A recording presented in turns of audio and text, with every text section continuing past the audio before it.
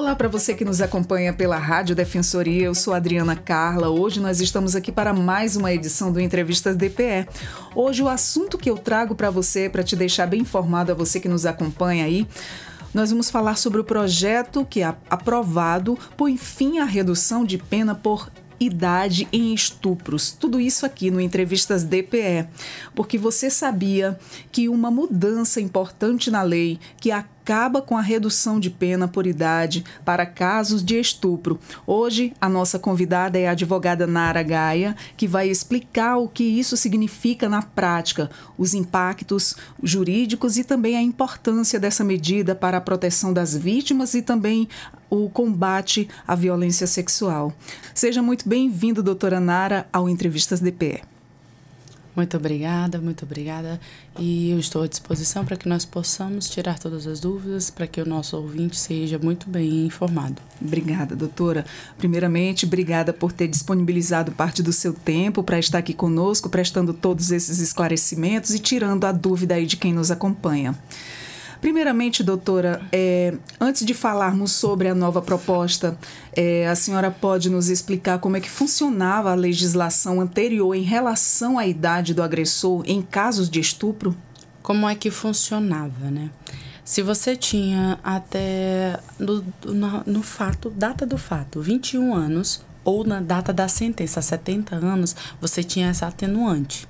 Então, no caso, quando o juiz chegava na segunda fase, né, da dosimetria da pena, você tinha essa atenuante que ela dava uma diminuída, vamos dizer assim, na sua pena. Era assim que funcionava.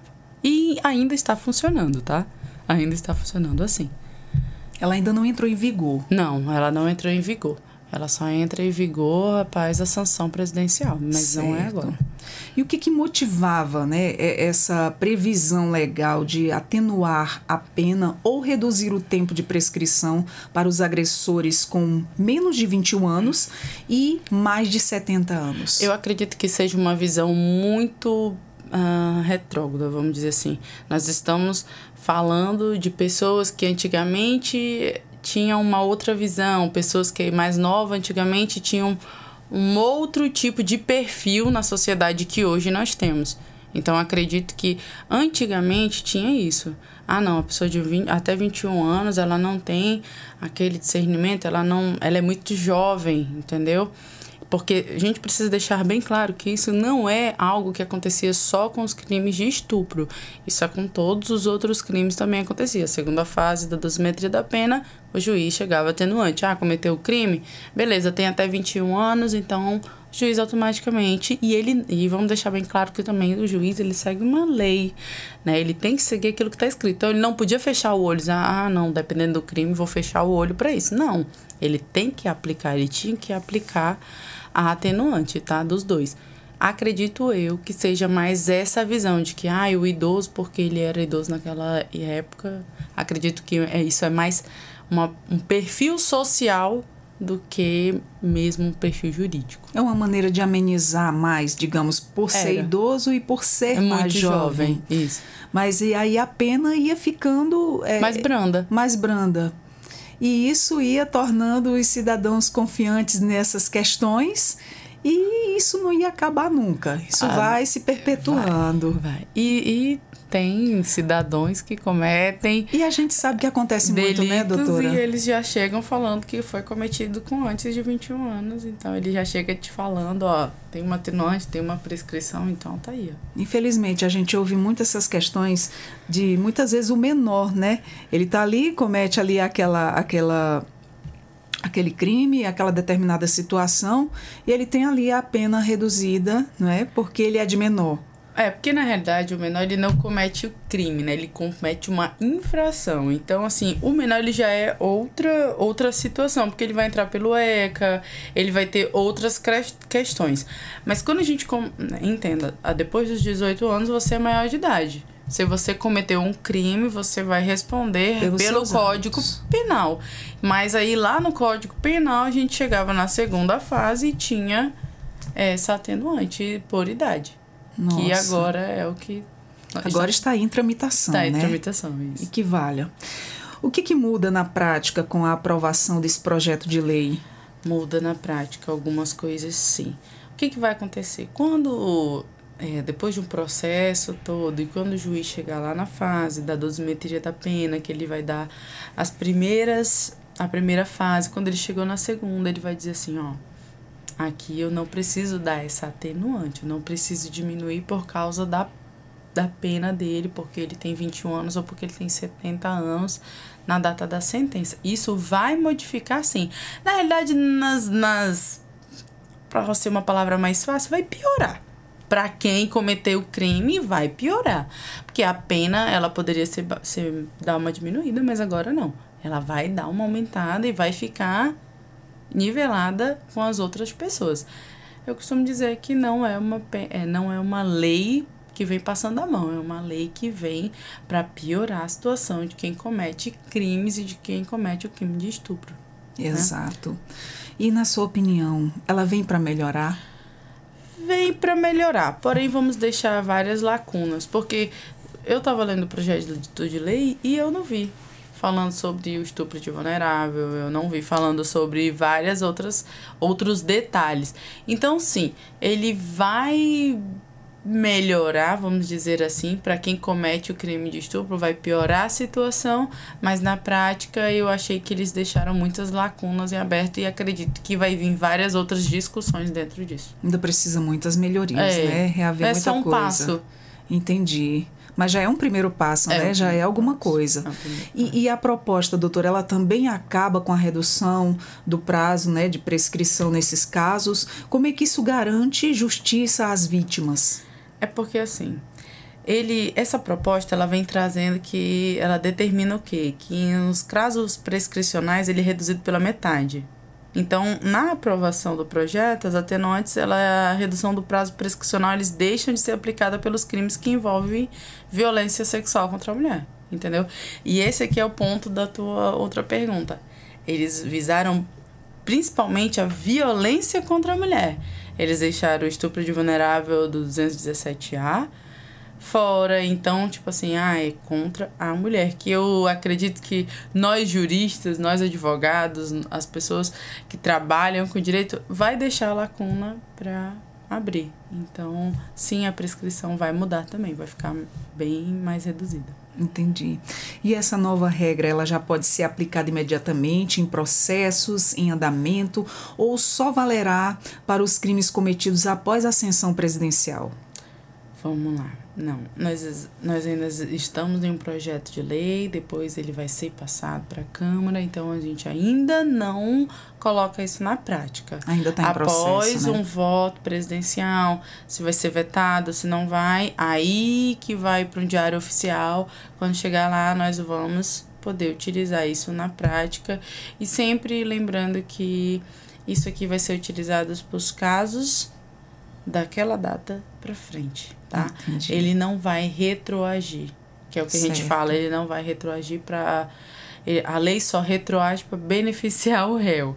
Então, ela não vai retroagir para pegar a galera que cometeu o crime lá atrás e... Entendi. Ela só vai valer a partir daquele momento em que ela passou pela aprovação, dali para frente. Isso. Entendi. E na sua visão, essa mudança, ela representa um avanço no combate à violência sexual no Brasil? Um começo. Eu acredito de verdade que nós precisamos estar dentro de escolas, nós precisamos estar dentro de prefeituras, defensorias, nós precisamos estar gritando isso em todos os cantos que a gente possa. Porque, querendo ou não, nós mulheres éramos simplesmente um objeto há alguns tempos atrás. Então, hoje nós precisamos, sim, estar relembrando que essa violência contra a mulher é crime, que essa violência contra a mulher, ela pode, sim, levar você à cadeia, pode levar que você não assuma um concurso público, pode levar... Acredito, sim, que é só um passo. Exato. E isso vai fazer, sim, com que muita coisa mude. Querendo ou não... A cadeia não é um hotel, né? Então, quando a gente fala que você pode ir para lá, muita gente treme na base. Exato. Hoje a gente vê que a mulher, ela tem assumido muito o seu papel, né? Cargos importantes, ela tem conquistado cada vez mais aí o seu espaço na sociedade. E isso é de grande relevância, né, para todas nós mulheres, as mulheres que nos representam em cargos altos, as mulheres que vão conquistando o seu espaço no dia a dia. Isso vem melhorando aí com o passar dos tempos, né, doutora? Sim, vem melhorando. E é graças a mulheres com muita coragem que isso vem melhorando. É graças a mulheres que deixam seus filhos em casa, é graças às mulheres que levantam cedo, às vezes, para fazer a comida, para deixar tudo pronto, para depois vir trabalhar ou depois vir estudar. Então... Sou uma delas. Somos mães, dona de casa, as mulheres que procuram trabalhar fora, ter o seu desempenho profissional aí o melhor possível, se preparam, se esforçam para isso. E hoje a gente tem que conhecer muito os nossos direitos, né? A gente conhecendo os nossos direitos, a gente vai longe, né, doutora? Exatamente. Hoje a mulher, ela precisa ser introduzida cada vez mais nesse mundo jurídico, não só no mundo jurídico, mas eu falo no mundo jurídico em forma de conhecer mais os seus direitos, isso. Conhecer as leis, conhecer aquilo que vai te beneficiar, entendeu? De um modo geral. Tá bom?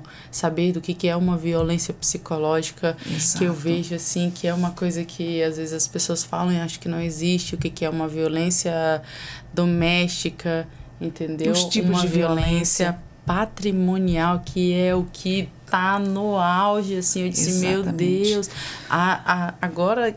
As dependências, as né? dependências que agora eu tenho, que saiu agora, que é o sentimental...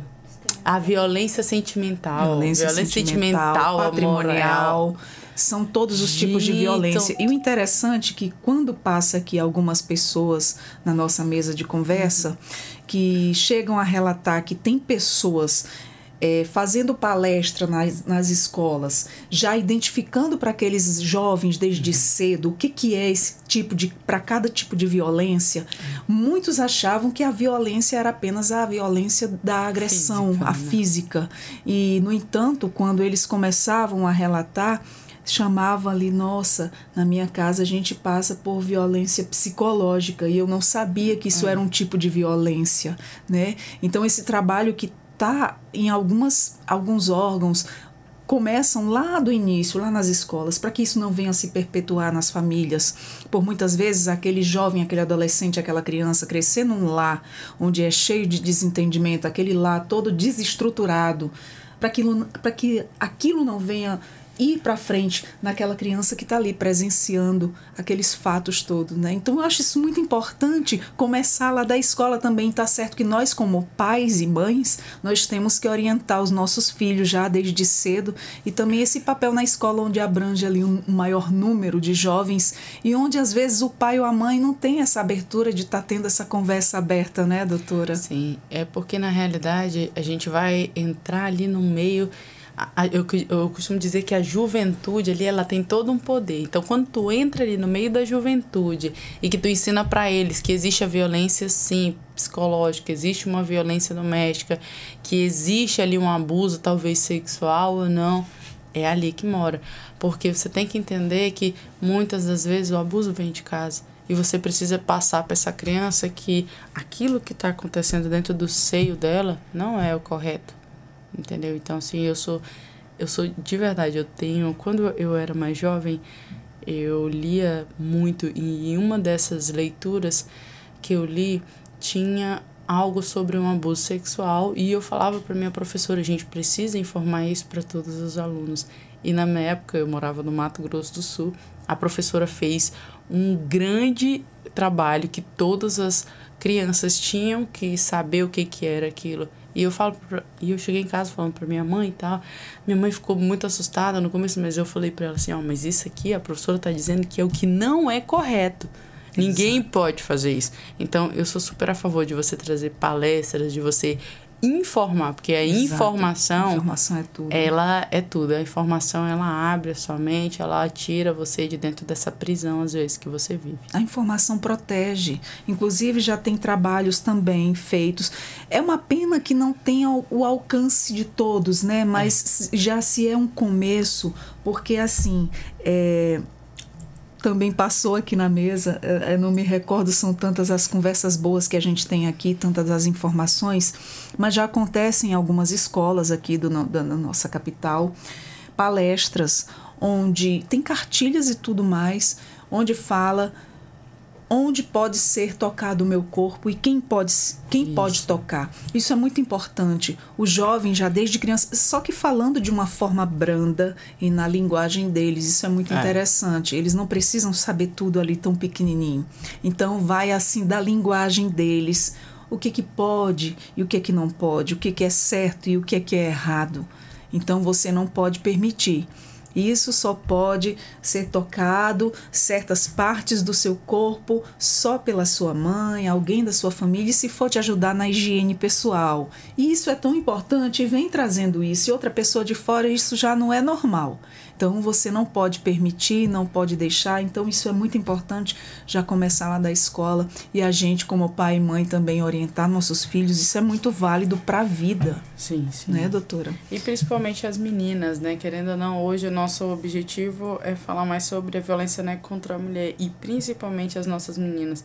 Eu sei que a violência ela acontece com os meninos. Mas se você for ver uma pesquisa feita, a base, infelizmente, é com as meninas. O maior número é com mulheres. O maior é com as meninas. Então, a gente precisa informar as nossas meninas, a gente precisa deixar elas com conhecimento de quem pode, que não pode, e que a violência, ela existe. Infelizmente, hoje tu tem que ter uma filha adolescente, e tu tem que falar pra ela que, infelizmente, nem todo mundo é legal. Nem todo mundo é bom porque te oferecer um copo d'água. Ao contrário, Exato. Um copo d'água ele pode ser... Pode vir com alguma coisa também. Outra coisa. Então, é isso. A gente sempre manter os nossos jovens informados e deixar o desconfiômetro ligado mesmo. Você não sabe hoje em quem você pode confiar e evitar maus maiores, né? Por isso, toda informação é muito bem-vinda sempre. E, doutora, o que ainda precisa mudar no sistema jurídico para que as vítimas de estupro elas sejam melhor acolhidas e protegidas? Nossa, pergunta bem difícil, sabia? Porque hoje nós temos a Casa da Mulher Brasileira, tem a Casa né? da Mulher Brasileira, hoje nós temos aí vários outros recursos, mas eu acredito que... Tem o Chame também, né? O que está no papel, se partir para a prática... tá de bom tamanho. Exato. Infelizmente, o que eu costumo dizer lá no meu escritório é que medida protetiva não salva. Então, se a medida protetiva que está no papel, ela partir para a prática, quantas mulheres hoje a gente já não vê que foram assassinadas, mortas com medidas protetivas? Exato. Infelizmente, isso não é culpa dos nossos policiais e nem mais. Nós não temos recurso para tudo isso. Exato. A gente não tem recurso para defender. O que tem ainda é pouco. Hoje eu já soube, pelo fato de a gente ter muita informação passando por aqui, ainda me vem uns laços aí de lembrança, o que passa aqui. Hoje tem defesa para as mulheres, isso já é um avanço, né, para as mulheres aprenderem, não estão gerando mais violência, mas assim, aprender a se sair daquela situação, aprender a se sair daquilo ali, a fugir, né? E hoje tem a Patrulha Maria da Penha, tem o botão que... É o de pânico. Isso. Mas, em regra, o botão de pânico, a maioria das vezes é após uma sentença que o homem, né, tá cumprindo, entendeu? Não é toda vez, por exemplo, assim, eu tenho uma medida protetiva, então automaticamente ele vai ficar com a tornozeleira e eu com o botão do pânico. Não é assim. E talvez seria uma das coisas que eu acho que podia melhorar. Eu acho que toda vez que uma medida protetiva fosse ativada, a gente poderia colocar uma tornozeleira eletrônica, talvez colocar ali o botão do pânico para mais mulheres. Só que tudo isso custa uma verba. Então eu acredito que tem coisas que... Por isso que eu te falei, que se o que está no papel for cumprido, a gente já está bem. Nós temos uma legislação escrita perfeita. O nosso grande problema, eu acredito que seja a prática. É funcionar mesmo, né? É funcionar. Porque, assim, é como eu sempre falo, o importante já é fazer esse trabalho de prevenção lá do início, para que os jovens já venham informados e não caiam aí em relacionamentos que futuramente possam levar aí a agressões, a vítimas, né, de violência doméstica. Então, isso é muito importante, a informação, para que isso não venha a acontecer e que, de certo modo, possa ser evitado. Sim, sim. Tem como ser evitado. Eu não vou te dizer que tem, porque eu acredito que uma relação, às vezes, ela não nasce direto com o cara que é agressor. Ele se torna. Exato. E eu acho que, às vezes, ambiente, um distúrbio, alguma coisa pode ser ativado nele. Desencadear também, exatamente. Né? Eu não acredito que, às vezes, o cara nasça agressor, entendeu? Acredito que, às vezes, o ambiente ou alguma coisa nele, porque o homem é invocado, mas o homem... ele não sabe tratar, às vezes, uma depressão, ele não sabe tratar. A gente que é mulher, é mais fácil. Quando a gente tá com algum problema, a gente procura um psicólogo. Pro homem, isso é uma vergonha. A gente sabe que todos esses tipos de agressões, eles não vêm, não tem classe, não tem cor, não tem... Mas a maioria das vezes, me corrija se eu estiver errada, doutora, vem de pessoas de baixa renda. Ali pela situação financeira, que acabou passando dificuldade, e aquela dificuldade virou em agressão, porque ninguém soube lidar com aquilo, e todo mundo entrou em desespero e gerou aquilo, de certo modo? Eu costumo dizer que são as agressões que vão ao conhecimento da polícia, e não em geral. Porque na maioria das vezes, aí você vai me corrigir, quando alguém do alto escalão sai dizendo que deu uns tapas na mulher, as coisas não é diferente? Nossa, muito. Não é diferente? Com certeza. Os holofotes, a prisão.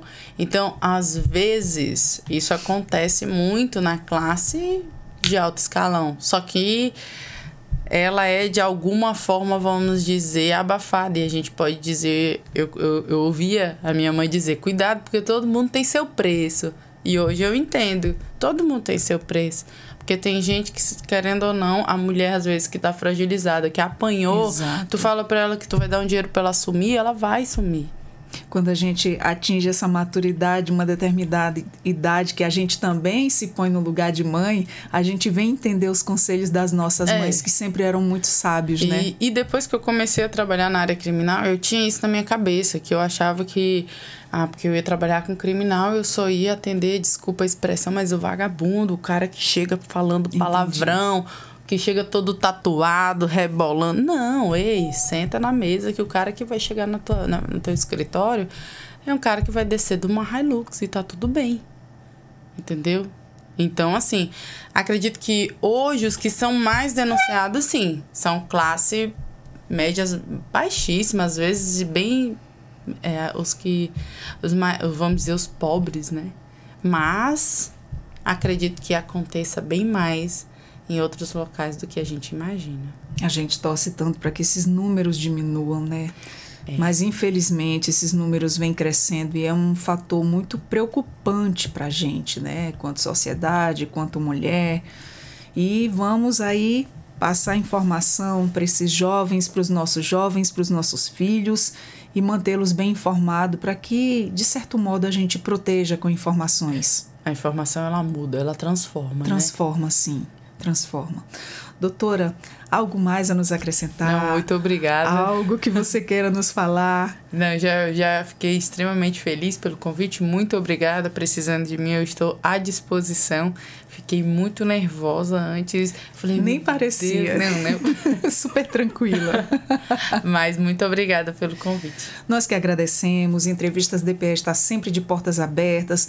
É muito importante quando o profissional chega aqui na nossa mesa de conversa para passar todas essas informações.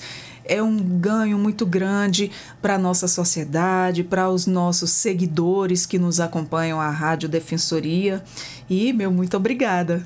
Obrigada. Seja sempre muito bem-vinda, doutora. Nós conversamos com a doutora Nara Gaia, advogada. Nós falamos sobre o projeto aprovado que põe fim à redução de pena por idade em estupros. Então, você repasse essa informação, você que nos acompanha, conhece algum caso parecido ou você quer alertar alguém, então compartilha, porque a boa informação é tudo e muda tudo na vida de alguém. Nós somos da Rádio Web Defensoria, eu sou a Adriana Carla. Você nos encontra também pelo YouTube, Deezer e Spotify, a nossa Rádio Defensoria. Segue lá a gente e compartilha a boa informação. Eu vou ficando por aqui. Até a próxima. Tchau, tchau.